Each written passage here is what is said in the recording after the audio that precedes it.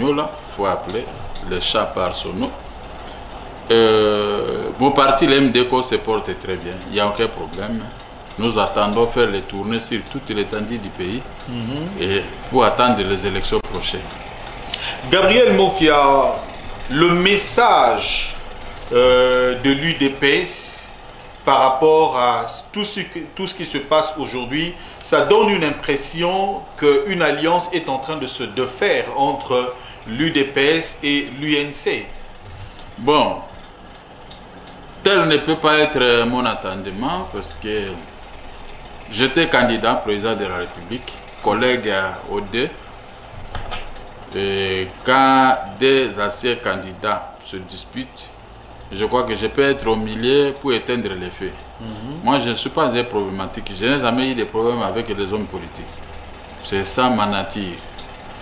J'aime me découdre avec celui qui gère mal le pays. Mais maintenant que nous-mêmes nous sommes au pouvoir, et je crois que je vais donner que des conseils. J'ai vu Félix et Kamer, il était dos à dos, coude à coude, pendant les campagnes que nous avons effectuées. Et j'ai vu les deux, ils ont bâti un travail de qualité qui a abouti à une victoire de deux personnes. Et si aujourd'hui, les mauvaises langues veulent les séparer, moi, je suis au milieu, je ne suis pas d'accord de cette séparation, quelles que soient les divergences. On dit, les linges sales, c'est la famille. Et je connais bien Félix, je connais très bien Kamere. Je vois mal pourquoi les deux peuvent se disputer, ils vont se disputer. Ils on voit les militants, on voit des messages dans les réseaux sociaux, ça laisse à désirer. On entend également la réponse de Augustin Kabouya. Bon, on se dit, mais qu'est-ce qui se passe? Ce sont mes jeunes frères. De hauts responsables de partis au pouvoir. Ce sont mes jeunes frères. Je ne peux pas entrer dans l'air marigon pour danser, non. Mais je suis en dehors, je suis avec eux, mais je suis en dehors. Mais je vais seulement prodiguer les conseils. Quand vous avez gagné, il faut consolider cette victoire. Imaginez-vous, vous venez de vous marier avec une femme. Il y a des gens qui voulaient cette femme aussi. Mais on va te faire des songi. Ah, ta femme, on l'a vu avec ceci. Ah, ceci. Si vous suivez tout cela, vous n'allez pas rester avec une femme qui n'a pas de péché si c'est de tels des hommes. Moi, nous deux ici, moi je peux vous mentir que je n'ai pas de péché. Je ne commets pas de péché. Donc il y a un problème. L'UDPS, les gens de l'UDPS m'ont appelé pour vous dire que Kamer doit éviter les problèmes d'argent. Qu'on puisse se salir pour l'argent. Si vous contactez Kamer, il faut le dire ça. Comme Kamer, des fois, est difficile à trouver, les médias nous aident à nous retrouver facilement. Deuxième élément, ils m'ont dit que Kamer doit être juste vis-à-vis de Félix. Voilà deux éléments que l'UDPS m'a demandé. Et j'en parle ici. Et je ne peux pas faire trop de commentaires. Je crois que les deux parties peuvent suivre ce que j'ai dit. Je crois qu'ils vont marcher. Vous savez, moi ça me fait très mal, ça me fait de la peine de voir que des amis qui ont gagné et ils se divisent à cause de Songi. Donc, ce Songi là qu'avait Châté Rochero, paix à son âme, doit disparaître dans les milieux politiques.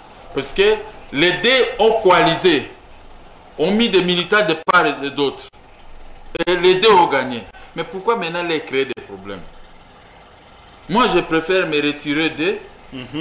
S'il s'agit de l'argent ou de quoi, je préfère ne pas toucher, mais qu'ils restent unis.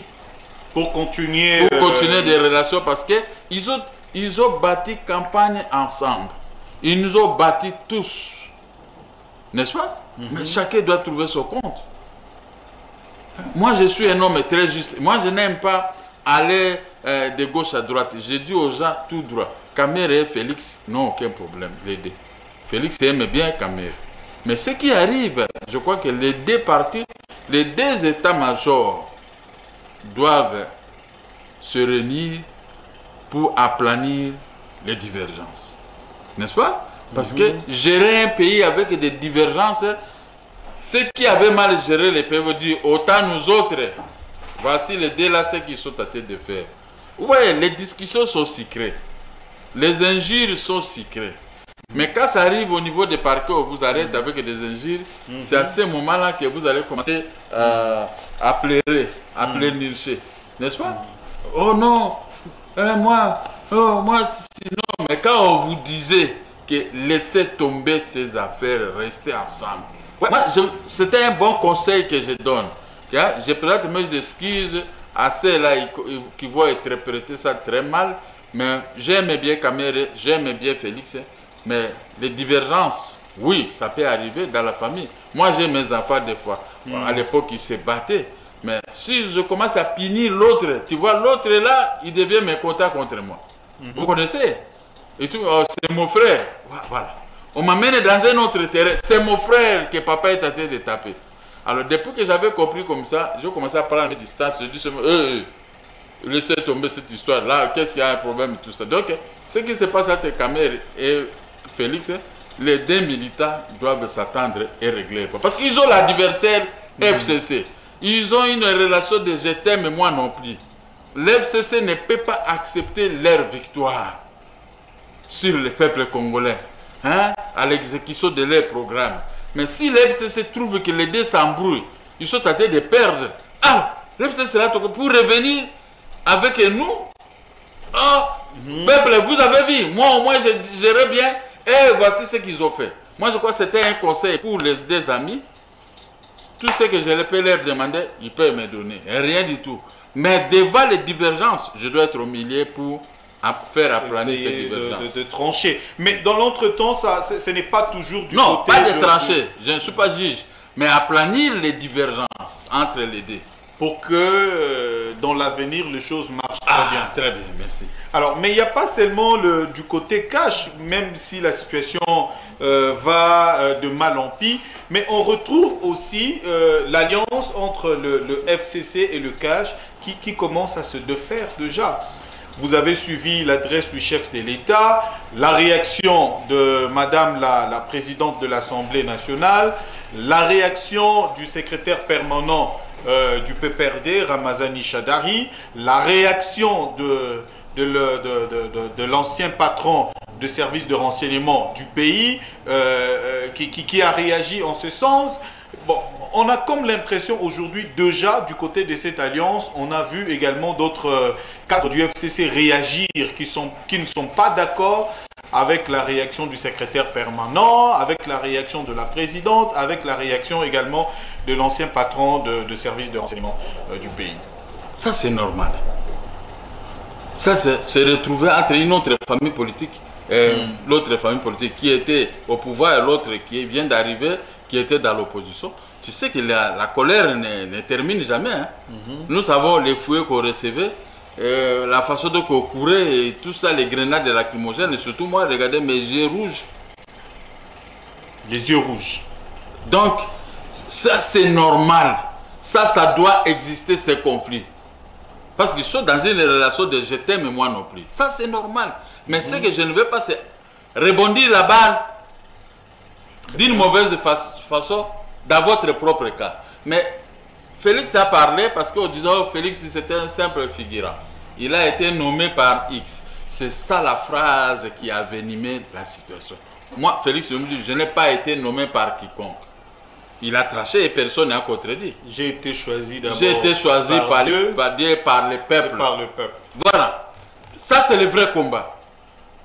Parce qu'ils ont mal géré, ils nous ont arraché les biens, ils nous ont confisqué notre argent, bien qu'ils me payaient à compte-gouttes.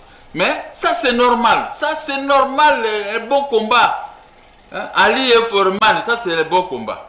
Donc, ceux qui ont réagi, c'est ceux qui sont partants, ils veulent consolider la victoire sur les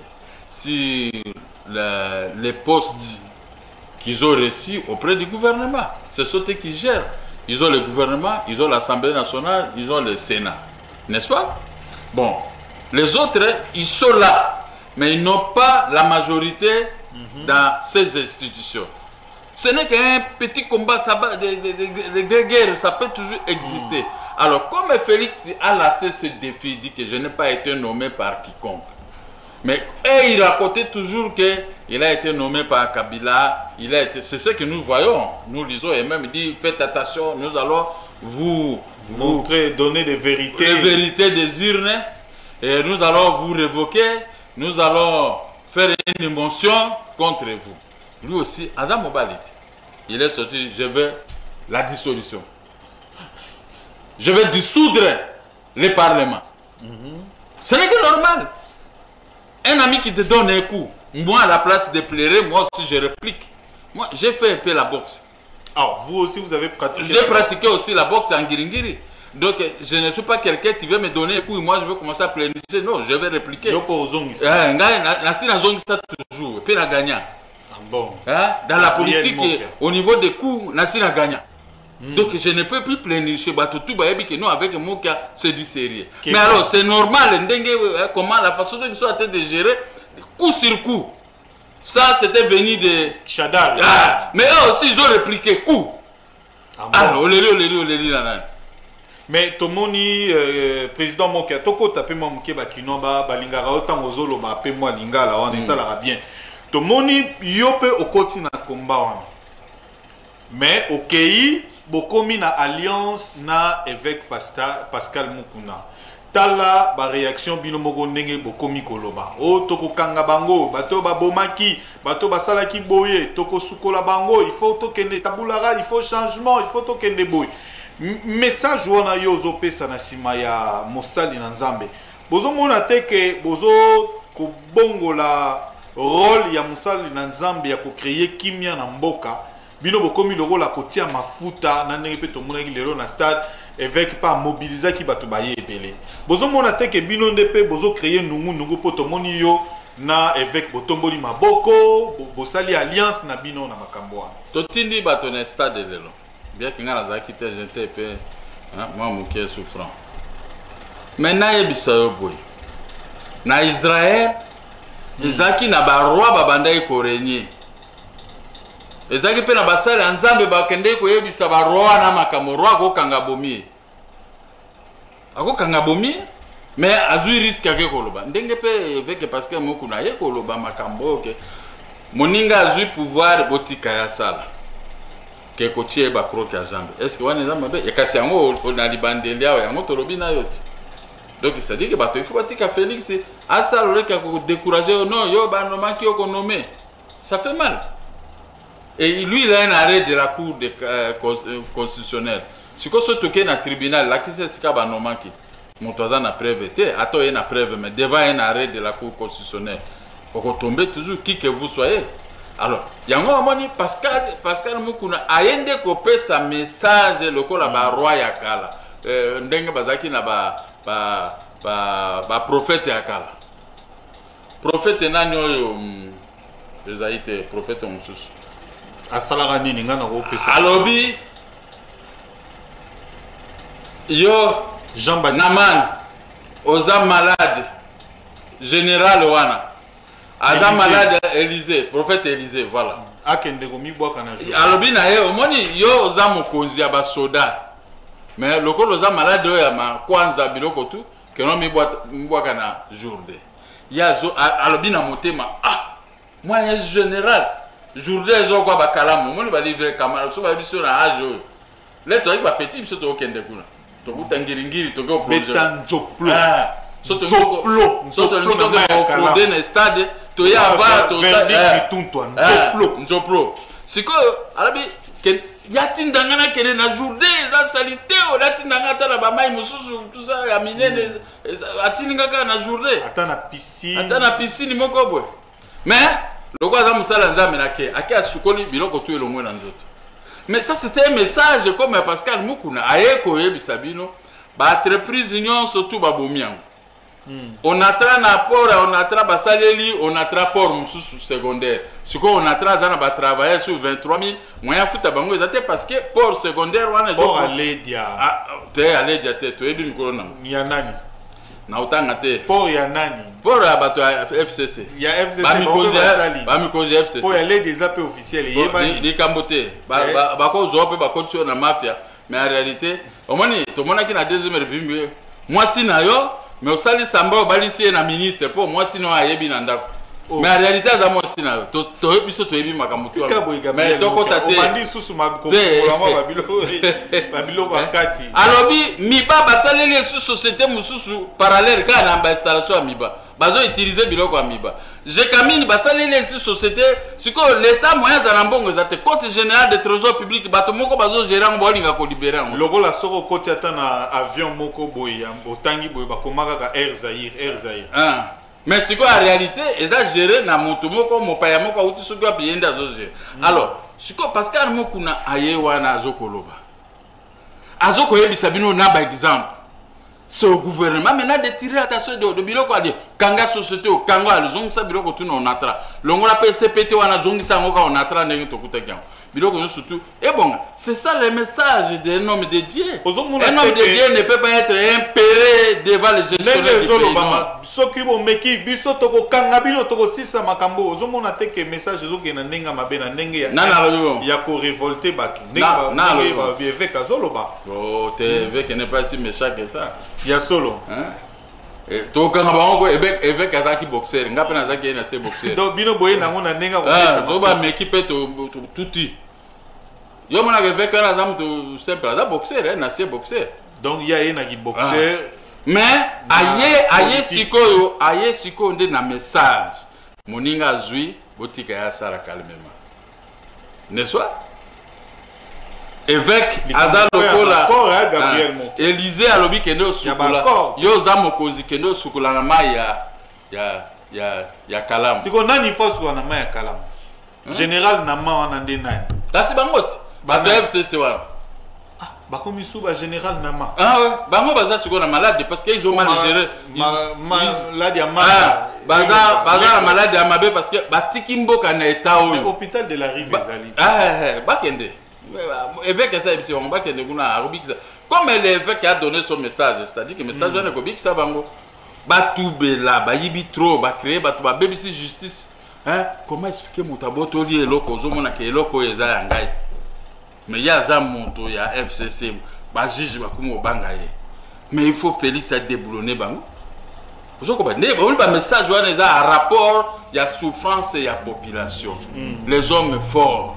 Il y a encore moni, bah tu ensemble bah bimi, bah zo akoye bisa. Bino bo gérant qui bo sali mabe tika siko bah tu mususu bah gérer na ndenge ya pété pour peuple à se retrouver. Moni ka likambo muke bah bomi. Talaka banda Félix ça bomi bah tu. Mais tu as pouvoir na bango ko kangama ko kanga ko sal surtout nga penda bête noire muke prison o comprendre mais Félix aye makamba prison zate nga bakangenga pona makamba bango kasanzi batindi fi moko na tongo ya ko créer nga problème na ndako liboso ya ndako na ngai nazobima ata kutu problème ngo moki azaka méchant moki azama mais ba filmer ka ndenge ba yeka ba filmer batindi yango allez général Kasongo pelo ko azaka contre ngale ye wana pour convocation parquet convocation pas ministre de la justice même na makala mais ba yibi 200 millions de dollars boko mama makala te.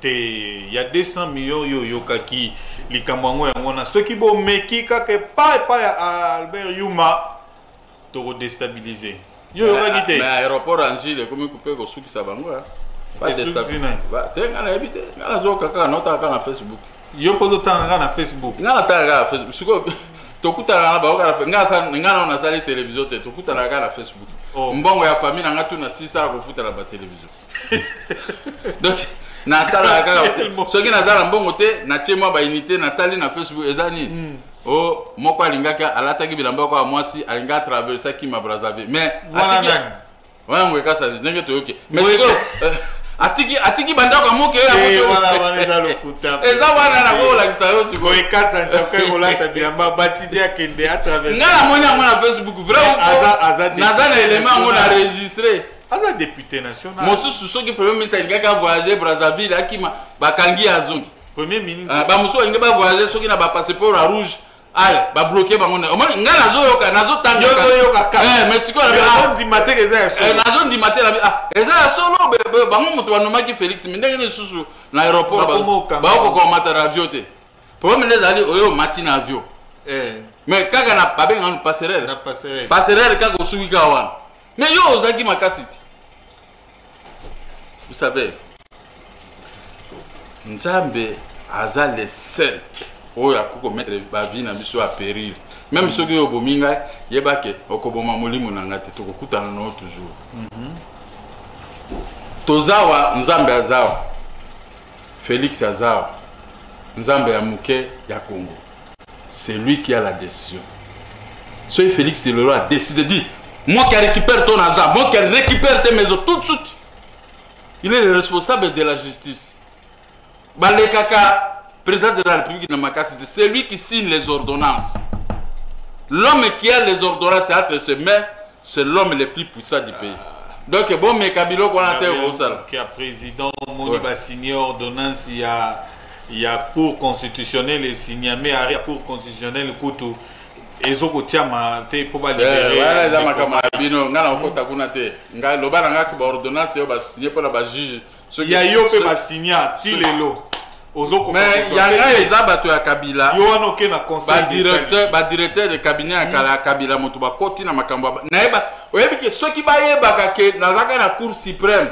Ezaki nde dossier wana Kabila zongi sa ngandako. Nde cour suprême se prononça qui à ma faveur, mais surtout qu'après déjà le juge va rendre des décisions, c'est nos maisons. Mais banda konanga soma depuis deuxième république. Et comme je suis au directeur du cabinet ya Kabila, banda konde ezaki ya bango sombi. On doit comprendre. Donc cours et tribunaux, ils ont pris en otage par les gens au na Kabila. Le président a nommé un magistrat. Total, on est bon ça. Natiki ba mususu baza ba compromettable. Dommage. Vous en avez confiance dans la justice. Yamboka. Avec les mêmes magistrats ici. Je n'ai pas confiance. Moi-même, j'ai vu des choses. Vous comprenez, hein? Pour tout cas, donc, la seule personne qui a la signature au Congo, c'est Félix. Et celui qui est le seul chef de l'État, c'est Félix. Le reste, ils n'en ont rien. À quoi bon, on va s'asseoir à Betty, on va l'arrêter. Mais les tous on a likambo wana to ruya olobela likambo ya makambo ya mbongo na yo likamoni ni bozo zuela ma yona ministre ya finance na yo tunango mais tous on a likambo ya yona évêque Pascal Mukuna pour ministre ya finance azapende kona yo mais ozof bazo futa yo te mais tomoni awa na likambo yo kaka yona évêque batu bakomi kolobela yango na ndenge ya mabe et que bino pe bozo créer mouvement na bino pona bo déstabiliser pe bande comme susu bozo mona te ke tango bosali mabongo tokozonga lisusu na ndenge ya mabe ba désordre koti bitumbe koti lisusu alors que mboka ezokende déjà liboso réconciliation moko boye na entente wana na passation pacifique ya pouvoir bozo mona te ke boko bebisa moi eloko esalemi déjà un an yango mais biso toujours gérer te déstabiliser bande koni tanga na nkombo wana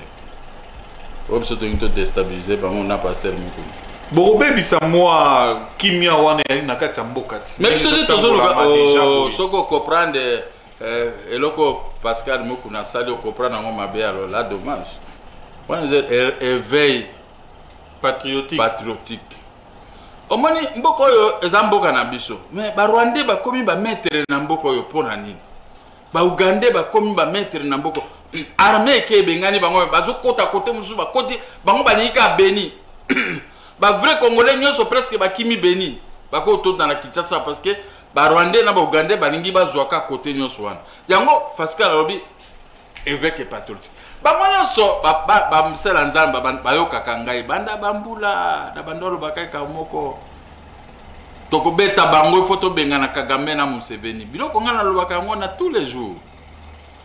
Réalité yango bozo mona bato azokota ka na Beni malgré que 22 000 hommes na biso bakekuna kaka Beni bazokota na bachobo kasi yango tozoko appuyer sikoyo mokonzi mboka na peuple na bino ba journaliste tout bokota na éveil patriotique to bengana banguna ya Congo agriculture ezonga misala ezonga ore bato omone oleka na nzela biso mikolo ba poche toboki ole kaka papa mai ata mai ya pamba ngai bo na lobi pa nga madame sombelanga ba carton a mai to tia na coffre mai ya pamba na zu na pesa Mokomoko na yaki na quelques mai na nzela. Mai wana eza ya mai ya kopesa ya mai to eza mai ya ndenge ya papa mo benga tabana kombo nango yo senga mai.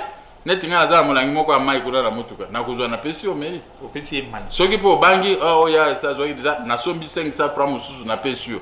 Mais comme no mai yango te. Ah. Mbongo doke komi mai. Ngala za mungala ne.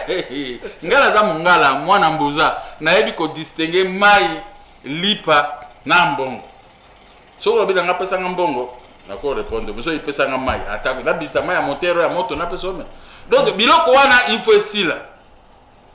Ba mai pamba na nzela la police il faut mettre fin na makambo senga ba mai bato alongo cité be ko tunda na ville pour commander. Tout ça wana il faut esila. Soko lingaka bana na yo boti kotika bango na désordre te. Soko lingaka peuple kotika pembe ateka ka bispai na ipaite peuple abanda ko senga ka ba mandia na nzela. Non. Éveil patriotique Gabriel Mokia, question sous qu'en rapport avec Kamunabino, il n'a évêque Pascal FCC Balobi Renaissance Wana les alaya président Kabila Mutapé Sambongo Bakola qui sababilo konyoso que évêque Pascal azalaki moto ya FCC. Je crois que Bolandi yango na ba réseaux sociaux, Bolandi yango pe na ba télévision bazolo balikambo wana.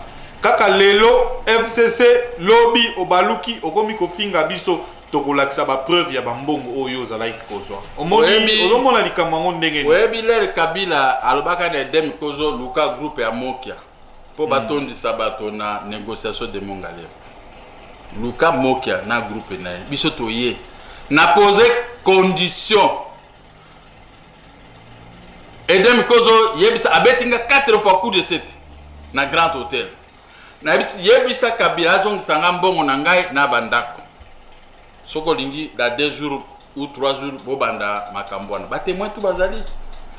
Ngana ye na ba dossier na PCI. Abi pesa ancien ministre na ngai ya poste. Cornelis soy Cornelis. Na zu na PCI ba dossier ya bandako na dossier ya mbongo. Na butu lobi nango yemoko edem kozo abenginga abi monsieur le président Mokia le chef de l'État a accepté. Mais donnez-moi les gens pour organiser les négociations de Mongalem. Ba politicien nyonso ba ko luka biso tozu to kotisi bango kuna ngamoka na bitenga na kokota te. Mbongo kuna ba opesa bango pe bazo ko pesa ngai. Pour kombo na ngai ezalaki. Ah donc yo poza olia mbongo ya Mongalema. Tolé au total $5,400 ba pesa na moto moko. Donc bazo ki la Te wana zambo usuko bazo pesa ba. Mbongo ya collation. Collation quoi wana participer ngana participer te. Mais na yebisi bato. Tout ouvrier mérite son salaire. J'ai contribué à la réussite des négociations de Mongalema. Joseph Kabila est là. Ils m'ont promis de me restituer les maisons et l'argent. À la clôture, on a demandé à Sami Badibanga, Premier ministre issu de ces assises, il a signé des lettres. Lettre à la restitution des immeubles de Mokia. Lettre de paiement de l'argent de Mokia. J'ai les 2 lettres. Hein? Je dis tout ouvrier mérite son salaire. Qu'est-ce qu'il y a? Et parce que il est comme ouvrier. Les lois Félix et ses manifestations à un abattu belé. Mais tout ouvrier mérite son salaire. Les abattu oiseaux sala, moutazo tongandako. Yoka. Ngalazo sambela na église moko na Ngiringiri. Na 1969, 70, 71. Là, na 5e année primaire et puis na 6e année primaire. Pasteur pe a son âme koni. Ce qui a zaki chauffeur non entra, ce qui a zongi azoko tonga église bareto wana ngamu sangela iko beta ba mabanga ko pasura mabanga, casser de pierre. Bona koti ya nzambe. Pona église tozoto ngomona ka bandimba kwana tongo totongibo ti église ici. J'étais ouvrier de Dieu. Ceux qui n'ont pas camarade non na même on a côté sur l'église. Mais tout ce que j'ai fait, l'esprit de Dieu un jour, en 1970. Ah, c'est que moi qui on dit maga, vous avez la foi. J'ai la foi parce que l'esprit de Dieu. Ba Congo ba zwinga ba temisinga liboso ba zo yembanga banzembo. Nzembo ngo mo zana ki Congo.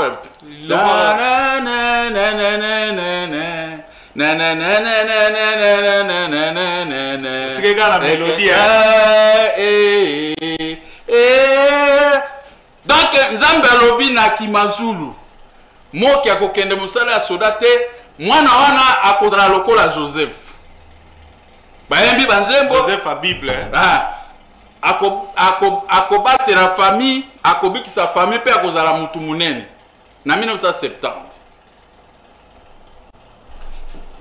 pasteur na 1984 aye na bureau na ngabi na ekoluka Joseph secrétaire na nga azaki nene une fille abino abiso tozana na Joseph te patron na biso kombo na Gabi abino Joseph bakotisi na moni pasteur aye na leli tofukami assemblée de Joseph na kaka pona ko biso l'accomplissement de la parole de Dieu. Yo bazobengo PDG Gabriel Mokia au petit leçon de fidélité en Zambie. Mais je te dis non, Dieu est fidèle hein. 1970, 1984, j'ai été appelé Joseph et le c'est moi qui est de la famille. Je suis connu mondialement parce que je suis un homme politique. Un jour, je peux conquérir le pouvoir. Tout ouvrier mérite son salaire. Donc, évêque Pascal Moukouna Penenga Saïlagi FCC. Mais oui. Ezaki Lifutana. C'était un ouvrier. Attends, parce qu'il y a un bon à Renaissance. Mais lui, il a contribué. Il a contribué dans la négociation de Mongadem. À la sortie, on a signé le document. Je dirais les gens de voleurs. Au moins, pas Mibia. Moi, il y a un héros qu'on a pesi. Andi Magate, on va couper à cabo. Dieu m'a payé. J'ai été un ouvrier mauvais qui m'a banga pour ton église. Soyez dans une classe. Casseur de pierre. Casseur de pierre. Tozo ton église. Reto wananga na zosa ati batol na mati. Biso mi balena pasteur to ton église. Bananzambe bazala baotala kabiso. Mais Dieu m'a payé. Vous m'appelez aujourd'hui président Mokia. Gabriel Senghana m'a passé comme président Mokia. Mais tout le monde qui m'appelle, même les chefs de l'État m'appellent toujours président Mokia, n'est-ce pas? Mais sauf que ministre de Finance, d'abord on dit Makosa président Mokia. Non, il y a Zoé Baté. Dès qu'on a eu un moko président. Dès qu'on a eu un Alibunga. Ayebite et Sika. Bozwana problème. Ayebite Sika. Bino na bino banga. Bozwana. Dès qu'on a eu un Ayebite Sika bénédiction nanga outi. Ce qui a landinga à comprendre qui est Mokia. Tout ouvrier mérite son salaire. J'ai été payé par Dieu, on m'a appelé PDG alors que nous avons tout pambalé dans l'outil Bumba. Mais puisque j'ai aidé Dieu, nous avons même babokilo, il y a des camarades nangai, yangai moko na église, chasseur d'hommes, non, pêcheur d'hommes. Évangéliste Mokia. Sukoyo, Dieu, beaucoup miga, vous avez pas pasteur, vous allez me non, mais zapongote, boyambi na yo ebikisi yo. Va boyambi na yo boyambi na ngai esali ke nzambe alobi Mokia okozala boete ponga na banoke na musala soda alobi non église alobi okota soda te yo kozala mutu bwe mais na sombi ba camion na sombi ba mituka na zwaki na 250 travailleurs na 1980 na somba ba tol na kopesa na ba église na sala bo. Tout ouvrier mérite son salaire. Ce que j'ai fait pour Dieu nazo beta mabanga. Mais Dieu a fait de moi ce que je suis. Na ozanga costume te. Bakisite. Mikolo bino suboko miga akotonga. Babenga ba banani bato ba otonga. Ngai na bino suboko miga ba masa. Ngai na yebisio 12 vierge. J'ai été baptisé en 1967 à la paroisse Saint-André de Bumba. Il faut simba mo eloko pona hein? Nga naza chrétien catholique. Donc, na fandi 4 mois na Bumba, na baptisimo. Sans parents, tozoli akaba kwaker. Ti na baptiser ngai, et puis siri na zongi na mboka mama sali mo a fête. Donc, ayebisinga ko yibate ko kosa mutute ko buka lokuta te. Yamba to mona anga compliqué. To sama mbongo, moi je n'ate. Ata boye na mbongo ya corruption, mais nga ko mona ngai longi na ngate. Parce que je respecte ma parole. Mon alliance que j'ai conclue avec Dieu en 1967, l'ère na kulaki. Et les gens ne comprennent pas, ils veulent seulement maman nanga loko babotoli, maman nanga bachenga na prison. O mo te mebele pe bakufa ba okanga. Ba ofuto to ba ofuto tembongo. Bakufuta.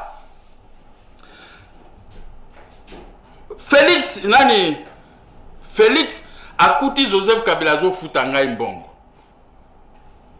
200 000 100 000 muke ba futanga quand même na bande ko vivre za mbongo na ngai moko yaba nyongo na yo yaba nyongo na ngai mais président de la République Joseph Kabila na komile mukanda à répondre makambo tout a ebisi Tambwe Mwamba ça les rapports, tout ce qu'il dit est juste. Il faut accélérer le processus de paiement auprès du ministre des Finances. Le ministre des Finances a foutu à tout soigner à foutu.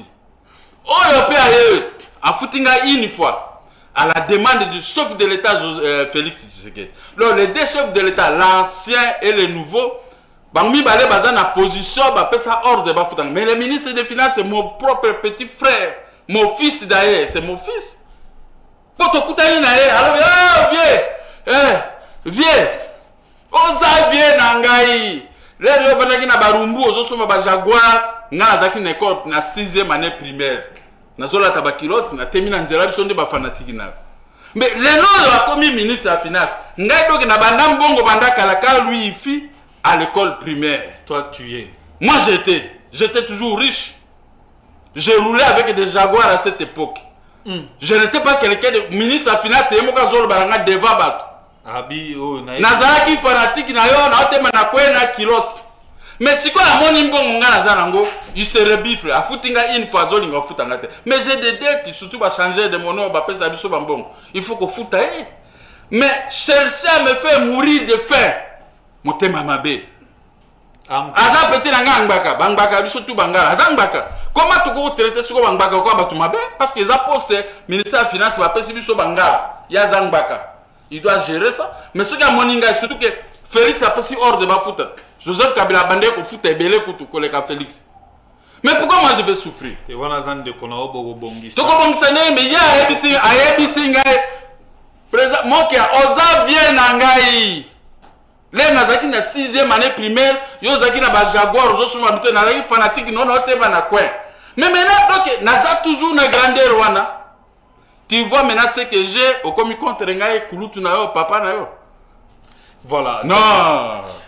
Président Gabriel Mokia, to komi pena na suka message nini on peut ça ba congolais au baza kolanda. Ngai na pesi message ba congolais. Boka sa teke pasteur mukuna ye koluka poste be koluka mbongo non. L'éveil patriotique c'est pour tout le monde. Ozala pasteur, ozala maman maraîchère, ezala nan.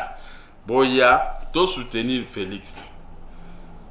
Toyebisa FCC, vous avez mal géré le pays. Bazo kangabino te, mais boti kabilo bosaraki oh ba yibi mingi bazongisa lokola bayuma. Bozongisa to soutenir Félix Alonga. Kanisa IDPS se bandi depuis 1982. Ngana bandi ba faire proprement dit na komi PDG na 1983. IDPS abundi bazo zoka. Vie Tshisekedi soka voyager biso to cotiser. Le bokola ya ngana zo cotiser ngana zangi ngana mbongo makamba mbongo na za problème te. Mais tout ouvrier mérite son salaire. Le parti avait et mérité salaire et comme la présidence. Et ça l'opéra qui est mandat ou à pesa. Et ça la bocabeli et nini. Mais quand quelqu'un devient chef de l'État, il est là pour garantir l'indépendance nationale. Il devient une institution. Il devient l'institution président de la République qu'on ne peut pas jouer avec. Donc il faut surtout tout yokana. Tout tient à déroute. Ba Rwandais, ba Ougandais, ba tout nyonso bazo ko bebisa. Kita école bazo ko yiba ba salaire misérable na ba policier na ba travailleur engagement comme kaka to bengana ba mindelo ba yawa na ba homosexualité po ba engager bana na biso il faut bazwa ka bango ko basi na ba entreprise ya ona ba ki Félix pe sanga défense et sécurité du territoire hors de na okanga ba tout surtout wana ba chef des entreprises qui utilisent l'homosexualité, ils couchent avec les jeunes filles au Bassisi université, engagent au Monsala, il faut lui demander un service. N'a aucun bango. Tout na Roger Lumbala. Bona sugis.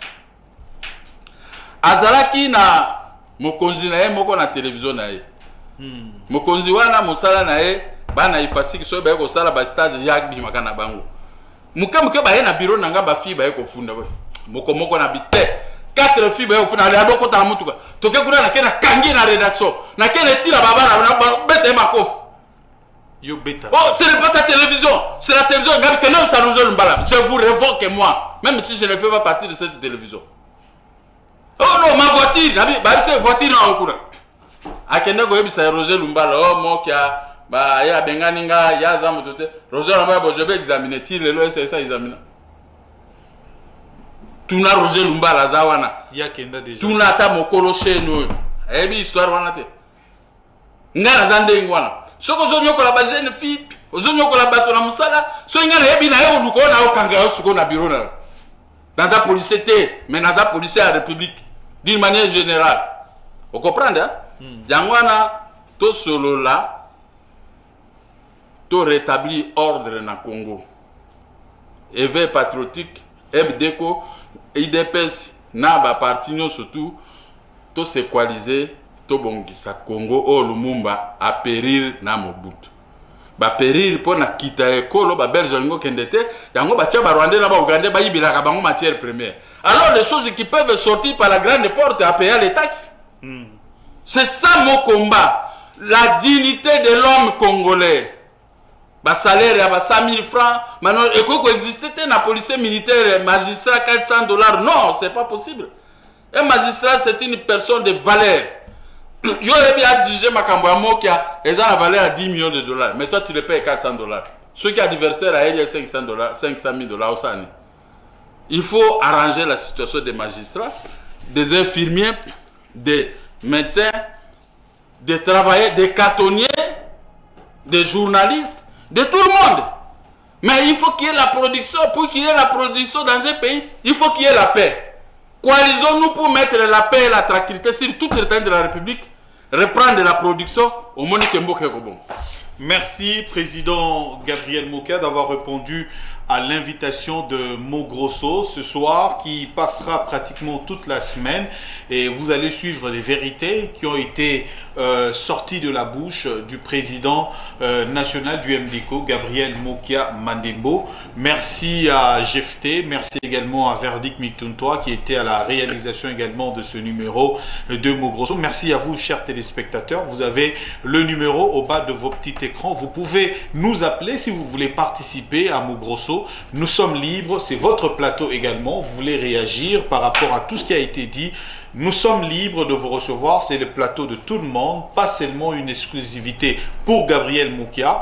Il est là, il répond à nos invitations, il est disponible et c'est raison pour laquelle vous le voyez également en permanence. Parce que lui et le journaliste, c'est une alliance. Merci et suivez toujours Mogrosso sur Donja Business. Au revoir. Merci.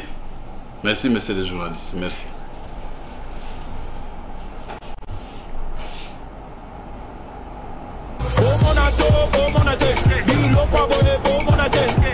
Pour qu'ils puissent absolument vous voter, il faut que vous utilisez des supercheries.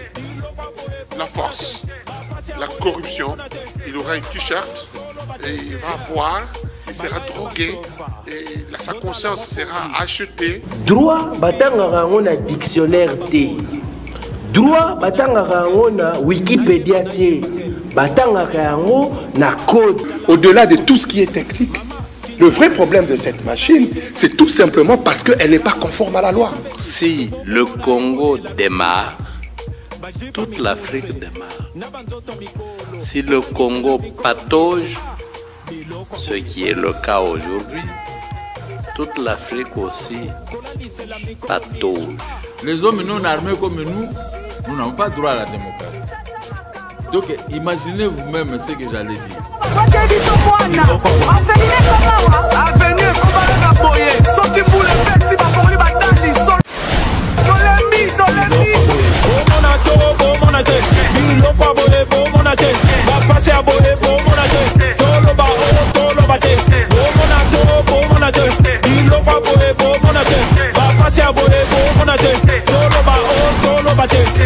Salite boka na fulu nanzela te yo nalobi na fulu mama nanzela te tango kobendela bino bangungi bubenda bakonzi solo bimpuka na solo kopola olelela leta